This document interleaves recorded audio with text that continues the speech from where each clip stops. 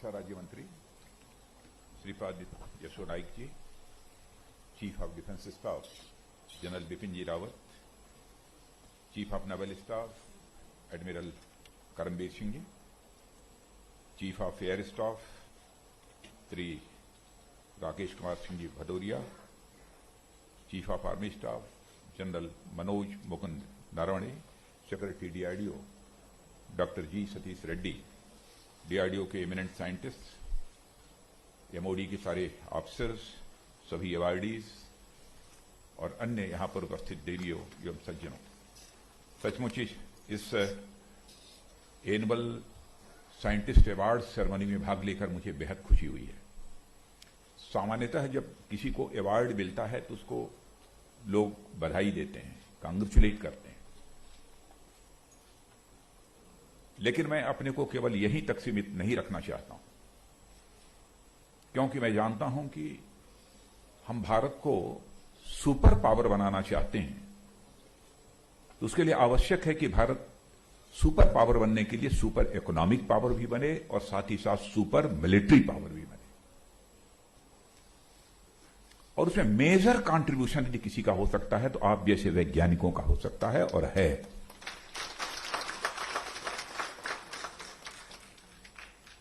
इसलिए मैं केवल बधाई ही नहीं देता हूं, आप सब जो वैज्ञानिक यहां पर मौजूद हैं उनको भी और समस्त देश के अपने वैज्ञानिकों को मैं शीश झुकाकर उनका अभिनंदन करता हूं।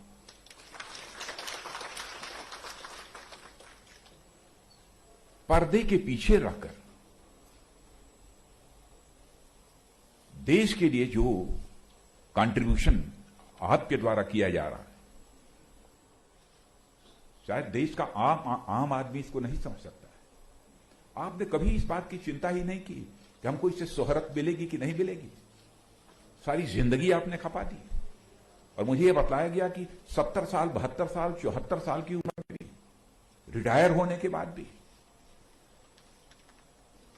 लोग इस काम में लगे हुए हैं। इससे बड़ी देशभक्ति, इससे बड़ा पेट्रियटिज्म का दूसरा मिसाल और क्या हो सकता है। मैं पुनः अपनी तरफ से आप सबका मैं हार्दिक अभिनंदन करता हूं। और ऐसे कार्यक्रमों की अहमियत होती है जिसमें कि पुरस्कार दिया जाता है वैज्ञानिकों को अथवा जो अचीवर्स होते हैं, क्योंकि इससे हौसला अफजाई होती है, मनोबल बढ़ता है। टूटे मन का व्यक्ति कोई बड़ा काम नहीं कर सकता। जिसका मनोबल ऊंचा होगा वही जिंदगी में कुछ हासिल कर सकता है और बड़े लक्ष्य को प्राप्त कर सकता है।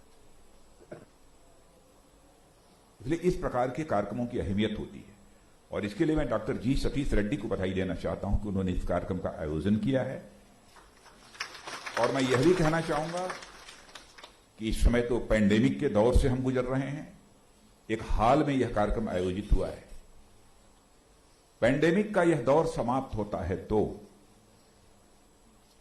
बड़े स्तर पर भले ही हमारे 10 वैज्ञानिकों को ही क्यों न सम्मानित करना हो, 10 वैज्ञानिकों को ही क्यों न अवार्ड देना हो, बड़े स्तर पर खुले मैदान में यह आयोजन किया जाना चाहिए और वैज्ञानिकों को सम्मानित किया जाना चाहिए। देश समझे, दुनिया समझे कि इनका कितना बड़ा कंट्रीब्यूशन है, यह क्या कर रहे हैं। और मैं जानता हूं टेक्नोलॉजी हो, सेल्फ रिलायंस हो अथवा परफॉर्मेंस एक्सलेंस के क्षेत्र में जो प्रगति हुई है, जो कामयाबी हम लोगों की को हासिल हुई है, उसका पूरा श्रेय यदि किसी को जाता है तो आप जैसे वैज्ञानिकों को ही इसका पूरा श्रेय जाता है। और मुझे तो यह बतलाया गया है कि यह डीआरडीओ, यह ऑर्गेनाइजेशन अपनी स्थापना के प्रारंभ से ही, माने प्रोजेक्ट इंडिगो से लेकर आज तक, यानी हाइपरसोनिक डेमोन्स्ट्रेशन व्हीकल के सफल परीक्षण तक एक लंबी यात्रा इसने की है और आर्म्ड फोर्सेस को ताकत देने में बहुत बड़ा योगदान दिया है। हाई लेवल टेक्नोलॉजी इस डीआरडीओ ऑर्गेनाइजेशन ने दी है, यह कोई छोटी बात नहीं है। और पिछले कुछ समय में डिफेंस सिस्टम में, क्योंकि 1.5 वर्षों से मंत्री के रूप में मैं भी अपनी जिम्मेदारी संभालते हुए चर्चा के माध्यम से भी, वैसे भी जो कुछ भी मैं अनुभव करता हूं, मैं कह सकता हूं, बहुत सारे सफल प्रयास डीआरडीओ के द्वारा किए गए और आपके सेक्रेटरी डीआरडीओ समय समय पर जब कभी भी एक कोई कामयाबी हासिल होती है तो शायद पहला टेलीफोन करके मुझे इस बात की जानकारी देते हैं और मैं इन्हें कांग्रेचुलेट करता हूं, केवल इन्हें कांग्रेचुलेट नहीं करता हूं बल्कि जिन लोगों ने इस कामयाबी को हासिल करने में अपना सब कुछ खपाया है, अपने टैलेंट का उपयोग किया है, यह मैसेज उन तक पहुंच जाए, इसलिए मैं सेक्रेटरी डीआरडीओ को कांग्रेचुलेट करता हूं।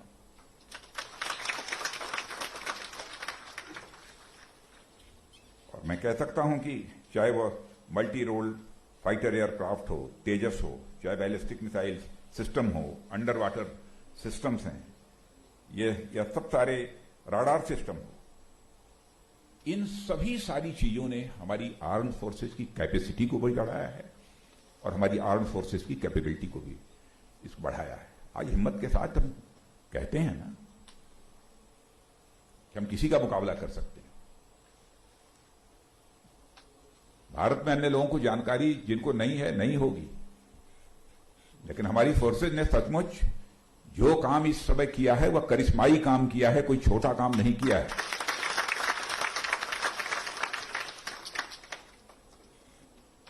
इसमें एक बड़ा कंट्रीब्यूशन हमारी फोर्सेस का है, लेकिन वहीं पर आप वैज्ञानिकों का, यदि आपने हाई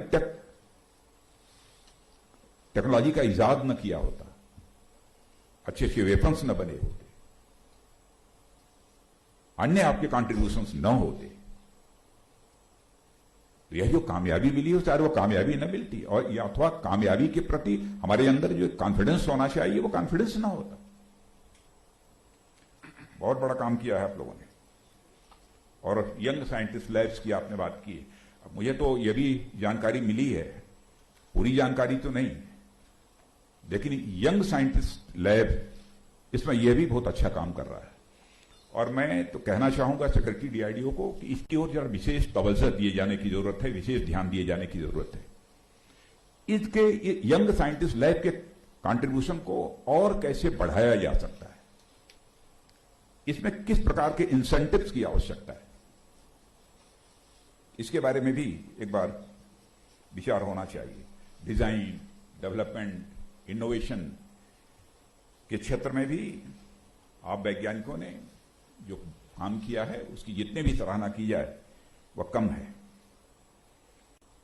और डिफेंस की बात तो अपनी जगह पर है। कोविड का संकट जब इस देश के सामने आया, देश नहीं बल्कि सारी दुनिया के सामने जब कोविड का संकट आया, एक समय तो प्रारंभ का जो समय था जब कोविड का यह दौर आया था तो लोग बहुत घबराए हुए से थे। डॉक्टर से हम लोगों से बातचीत में कहते थे, साहब हमारे यहाँ वेंटिलेटर नहीं है, हमारे यहाँ सैनिटाइजर्स इतने नहीं मिलेंगे, इतना मास्क बहुत समय लगेगा, लंबा समय लगेगा। लेकिन डीआरडीओ ने वेंटिलेटर्स बनाने में मास्क, पीपीई किट्स, यह सब सारा और सैनिटाइजर्स वगैरह जो काम किया है उसकी जितने भी सराहना की जाए वो कम है। मैं बधाई देना चाहता हूं डीआरडीओ। और इतना ही नहीं, दिल्ली में और एक शायद बिहार में भी, बिहार में कोविड के 2 हॉस्पिटल्स भी खड़े कर दिए। और लोग ये बतलाते हैं कि उन हॉस्पिटल्स में जो लोग लौट कर आए हैं वो मुझे बतलाते हैं कि बहुत अच्छी फैसिलिटीज वहां पर है, उन्हें किसी प्रकार की कोई कठिनाई नहीं होती। भारत को हमारे प्रधानमंत्री जी ने कहा है कि हम आत्मनिर्भर भारत बनाना चाहते हैं, तो हमारे chief of defence staff general Bipin Rawat ने भी आपको ये बतलाया है कि कल ही हम लोगों ने जो डीएसी में फैसला किया है कि लगभग 27-28 हजार करोड़ का रहा होगा, जिसमें कि 26 या 27 हजार करोड़ का केवल इंडिजिनस आइटम हम लोग खरीद रहे हैं। उसमें भी किसका कंट्रीब्यूशन है? कंट्रीब्यूशन है तो आप जैसे वैज्ञानिकों का ही कंट्रीब्यूशन है। और साथ ही साथ आपने पेटेंट टेक्नोलॉजी ट्रांसफर से इस भारत की इंडस्ट्रीज को एक इंडिजिनाइजेशन की दृष्टि से काफी हद तक मदद की है, ऐसा मेरा ये मानना है। और डीआरडीओ में तो पब्लिक, प्राइवेट और एकेडमिया की और से पार्टनरशिप करके साथ ही साथ जो रिसर्चर और यूजर के बीच में भी तालमेल बढ़ाने का एक बहुत ही महत्वपूर्ण काम किया है। ये जानकारी मुझे दी गई, इसलिए मैंने वो सब क्या किया है उसका मैंने नोट ले रखा है। लेकिन यह मैं कहना चाहूंगा, ग्लोबल सिचुएशन, वैश्विक परिस्थितियां बदल रही हैं और साथ ही साथ जो डिफेंस के इक्वेशंस होते हैं, रक्षा के जो समीकरण होते हैं, यह भी तेजी के साथ बदल रहे हैं। इन बदली हुई परिस्थितियों में हम क्या कर सकते हैं, इसके बारे में मैं समझता हूं कि कहना यह मेरा रक्षा मंत्री होने के नाते फर्ज है, इसलिए मैं कह रहा हूं। लेकिन हमसे ज्यादा आप सोच रहे होंगे, ऐसा मेरा विश्वास है। आप कर रहे होंगे, मैं पूरी तरह से आश्वस्त हूं। साइबर वारफेयर का सवाल है, स्पेस में भी के क्षेत्र में भी बहुत सारे चैलेंजेस इस समय हम लोगों के सामने हैं और मैंने देखा कि इस क्षेत्र में भी जिन वैज्ञानिकों ने काम किया है उनको आज यहां पर पुरस्कृत किया गया है। और जो भी चैलेंजेस हैं उनका एक, मेरा यह मानना है कि रियलिस्टिक असेसमेंट उसका किया जाना चाहिए। रियलिस्टिक असेसमेंट भी अपने में महत्वपूर्ण है। जब तक रियलिस्टिक असेसमेंट नहीं होगा, तुम चैलेंजेस को मीट आउट करने के लिए जो कुछ भी आपको करना चाहिए वो कैसे कर पाएंगे, इसलिए वो भी किया जाना चाहिए। अब नॉर्दर्न बॉर्डर की हमारे सीडीएस ने उसकी चर्चा की, वेस्टर्न बॉर्डर उसकी भी चर्चा की।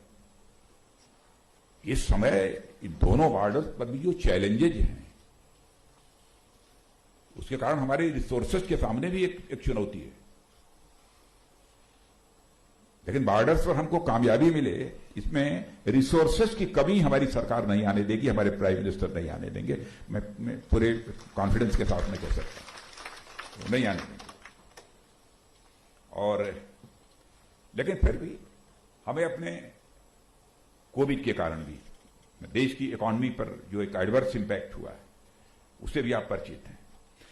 तो यानी जो भी हमारा बजट है, उस बजट को हम कितनी इफिशिएंटली यूटिलाइज कर सकते हैं, इसके बारे में भी मैं समझता हूं कि विशेष रूप से ध्यान देने की जरूरत है। और साइंटिस्ट कम्युनिटी तो मैं जानता हूं कि हर चीज का इफिशिएंटली कैसे मैक्सिमम यूज किया जा सकता है, इस कला से वह अच्छी तरह परिचित हैं। एक बात और अपने भाषण में जो सीडीएस ने कही थी, क्योंकि कुछ पॉइंट्स इनके द्वारा मिल गए इसलिए मुझे बोलने में सुविधा हो रही है, कि रिसर्च और डेवलपमेंट के क्षेत्र में बराबर अनसर्टेनिटी बनी रहती है कि पता नहीं कामयाबी मिले न मिले। क्योंकि मैं तो ऐसे भी वैज्ञानिकों को जानता हूं कि उन्होंने 30-30 साल, 25 साल, 45 साल, 40 साल तक काम किया है, तब जाकर थोड़ी बहुत कामयाबी मिल पाई। ऐसे भी लोगों को जानता हूं कि कोई लक्ष्य उन्होंने निर्धारित किया, उसको हासिल करने के लिए सारी जिंदगी गुजार दी, तब वो नहीं कर पाए तो आगे आने वाली पीढ़ी ने उस काम को किया। स्वाभाविक है, सफलता मिलती है तो मनोबल ऊंचा होता है, सफलता नहीं मिलती है तो मनोबल टूटता है। लेकिन मैं ये कहना चाहूंगा कि पूरे लगन के साथ हम सबको काम करने की जरूरत है। असफलता मिल जाए तब भी 100% अचीवमेंट नहीं, बल्कि इस कॉन्फिडेंस से काम करने की जरूरत है कि हम 200% अचीवमेंट हासिल करेंगे। इस कॉन्फिडेंस के साथ हमको काम करते रहने की जरूरत है। और इस दिशा में आप सब लोग काम कर रहे हैं, सचमुच मुझे इस बात की बेहद खुशी है। और टैलेंट्स का, प्रतिभाओं का जिस तरीके से सम्मान होना चाहिए, मैं डीआरडीओ से भी कहूंगा, और शानदार तरीके से, बेहतर तरीके से इन सारे टैलेंट्स का सम्मान होने का कोई न कोई तरीका हमको लाना पड़ेगा। और अगली बार जब भी वैज्ञानिकों का सम्मान हो, सारी मीडिया को इनवाइट करिए, लोगों को इनवाइट करिए, ऑफिसर्स को इनवाइट करिए, उनके सामने जनता कुछ ऐसी डिग्निटरीज भी हों जो हमारे इंडस्ट्री के पार्टनर्स हों, वो भी हों, और उनके सामने इनका सम्मान होना चाहिए। ये मैं अपनी तरफ से सुझाव देना चाहता हूं। और आज के समारोह में मैं एक बार पुनः यही कहना चाहूंगा कि आप लोगों ने बहुत ही कड़ी मेहनत के साथ काम किया है और इस देश को एक अपना योगदान दिया है। मैं पुनः उसके प्रति अपना सम्मान व्यक्त करता हूं। और अंत में पुनः दोबारा मैं एक बार शीश झुकाकर आपका भी और इस देश के सारे वैज्ञानिकों का अभिनंदन करते हुए अपना निवेदन समाप्त करता हूं।